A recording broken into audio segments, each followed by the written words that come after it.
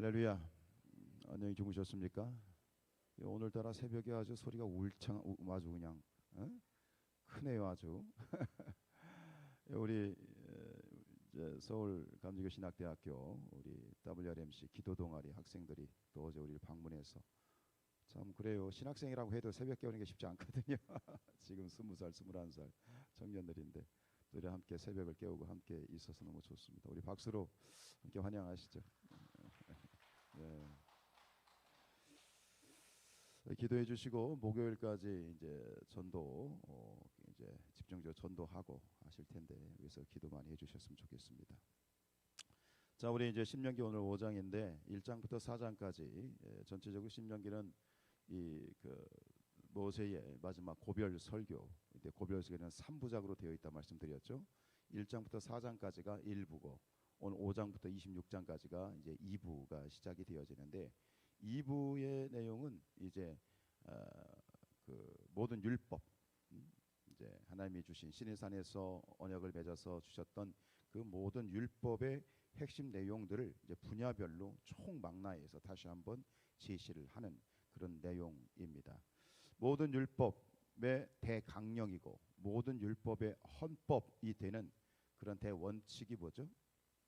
십계명이죠. 그래서 오늘 가장 먼저 이 십계명에 대한 이야기를 집중적으로 다시 한번 선포를 하고 있는데 아시는 것처럼 십계명은 4개의 대신계명, 6개의 대인계명으로 되어 있죠. 즉 앞에 1계명부터 4계명까지는 대신 하나님에 대한 계명이고 5계명부터 10계명은 대인 사람 이웃에 대한 그런 계명이 되어지는데 결국은 모든 계명은 하나님과의 수직적인 관계뿐만 아니라 인간과의 수평적인 관계, 하나님에 대한 부분 또 인간에 대한 부분이 함께 포함이 되어 있다라고 하는 그런 큰 구조를 가지고 있는데 그런데 왜 10계명일까요? 8계명일 수도 있고 11계명일 수도 있고 7가지 계명일 수도 있는데 왜 10계명일까요? 이 10이라고 하는 성경에서는 이 숫자에 대한 상징이 굉장히 중요한데 이 10이라고 하는 것은 완전 숫자입니다.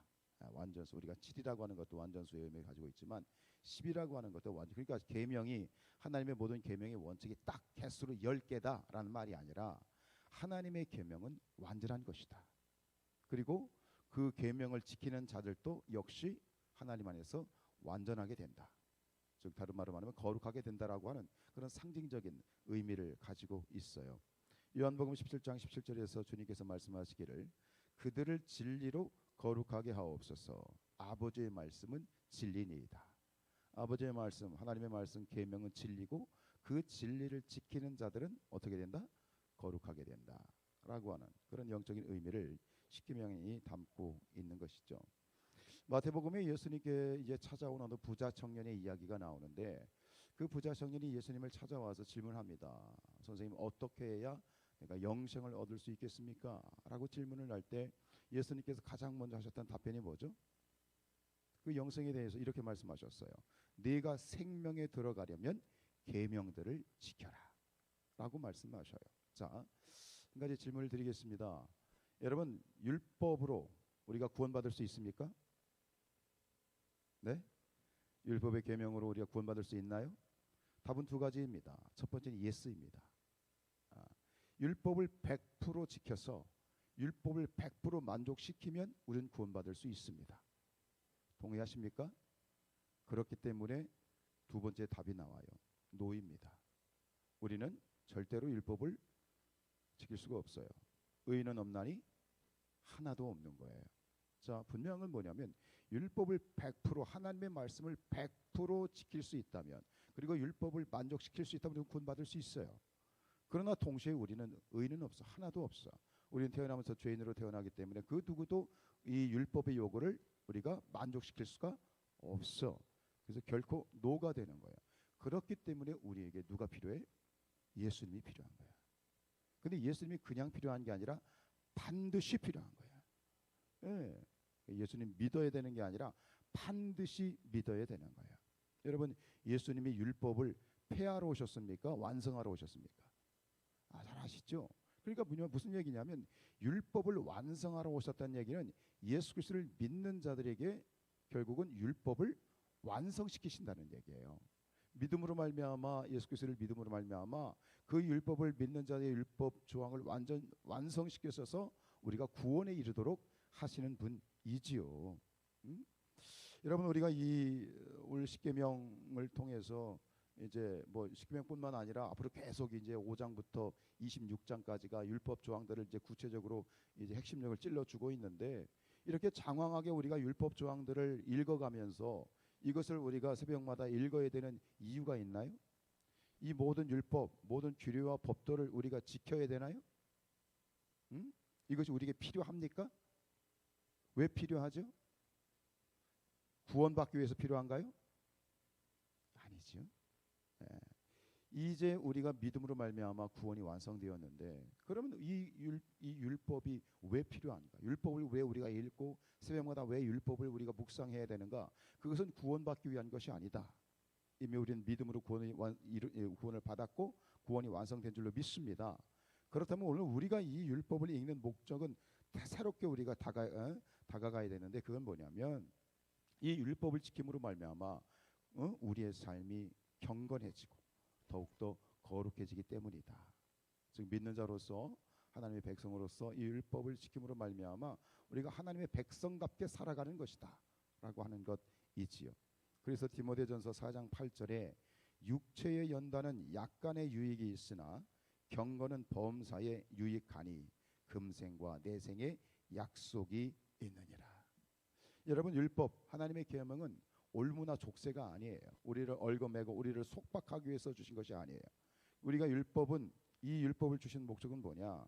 우리가 하나님의 거룩한 백성으로서 경건한 삶을 살아갈 수 있도록 그래서 세상 가운데에서 빛이 되고 소금이 되고 우리의 행실이 착한 행실로 말미암아 우리가 하나님의 영광을 올려드리고 세상이 하나님을 인정할 수 있도록 우리의 삶을 경건하게 하는 훈련의 율법으로서 우리가 받아들이고 마땅히 지켜야 될 줄로 믿습니다.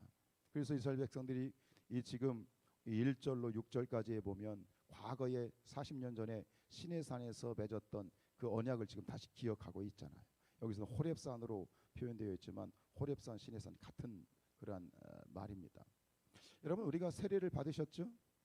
세례가 무엇입니까? 바로 이스라엘 백성들이 시내산에서 하나님과 언약을 맺고 계약 백성이 되는 것처럼 나는 너의 하나님이 되고 너는 나의 백성이 된다 라고 하는 계약을 맺는 것처럼 우리가 그 시내산에서의 계약을 맺는 행위가 뭐냐면 그게 세례입니다. 세례를 통해서 우리가 하나님께 약속을 하죠. 어떤 약속을 하죠? 나는 이제 하나님의 백성입니다. 그리고 나는 이제부터 하나님의 말씀, 계명, 규례와 법도를 철저히 지키면서 살아가겠습니다 라고 하는 그런 약속, 두 손가락 새끼손가락 꼭꼭 걸고 약속하는 우리의 영적인 그러한 액션이 뭐냐? 그것이 바로 세례라고 하는 것이지요. 여러분 우리 2절 말씀을 읽어볼까요? 2절 3절 시작. 우리 하나님 여호와께서 호렙산에서 우리와 언약을 세우셨나니 약속이죠. 3절 이 언약은 여호와께서 우리 조상들과 세우신 것이 아니요 오늘 여기 살아있는 우리 곧 우리와 세우신 것이다. 오늘 말씀을 정리하면서 드리고 싶은 건 뭐냐면 우리 그리스도인들의 언약은 항상 현재형입니다. 지금 무슨 얘기예요? 분명히 40년 전에 정확하게 말하면 38년 전이겠지만 그 38년 전에 시내산에서 이스라엘 백성들이 하나님과 언약을 맺었잖아요.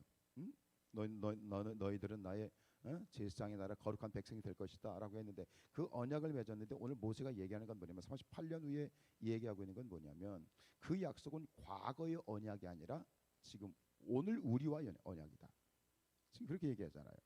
오늘 여기 살아있는 우리 곧 우리와 세우신 것이다. 무슨 얘기냐? 하나님과의 언약은 언제나 현재형이다. 제가 매일 새벽마다 부르는 찬양이 있잖아요. 주의 인자는 끝이 없고 주의 자비는 무궁하며 그 다음에 어떻게 되죠? 아침마다 새롭고. 그러니까 매일 새벽마다 하나님의 인자하심과 하나님의 자비하심은 매일 새로운 거예요. 어제와는 다른 거예요. 마찬가지로 하나님의 은혜와 하나님의 자비와 하나님의 인자하심이 매일마다 새롭다는 것은 늘 현재형이라는 거야. 마찬가지로 오늘 우리가 새벽을 지키면서 새벽을 지키는 자들에게 주시는 축복과 은혜가 뭐냐면 오늘 매일 새벽마다 우리가 하나님과 새로운 언약을 맺는 거야. 하나님, 이 하루도 나는 언제 어디서나 내가 그리스도인으로 살겠습니다. 언제 어디서나 다시 하나님의 백성으로 살겠습니다. 내가 주의 말씀을 지키고 주의 계명을 지키고 율례를 지키고 법도를 지킴으로 말미암아 내가 주님의 백성으로 하나님의 자녀로 살겠습니다라고 매일마다 새로운 고백, 매일마다 현재형의 고백을 할 수 있는 것이 이 새벽의 축복인 줄로 믿습니다. 여러분들 축복합니다. 하나님의 은혜가 오늘 새롭게 우리에게 부어지는 것처럼 오늘도 우리가 하나님 앞에 새롭게 고백했으면 좋겠습니다. 오늘 1절 말씀 다시 보십시오. 보실까요? 모세가 온 이스라엘을 불러 그들에게 이르되 이스라엘아 보세요. 뭐라고 되어 있어요? 오늘이에요. 오늘. 이스라엘아 오늘 내가 너희의 귀에 말하는 규례와 법도를 듣고 그것을 배우며 지켜 행하라. 오늘입니다. 매일 시간마다 오늘. 늘 새로운 그런 새롭게 부어주시는, 그래서 매일 새벽마다 주시는 은혜, 새벽마다 부어주시는 새로운 그러한 인자하심과 자비하심의 축복이 늘 매일마다 부어지는, 그리고 매일마다 주님을 새롭게 만나는 그런 저와 여러분의 삶이 되시기를 주님의 이름으로 축복합니다. 기도하겠습니다.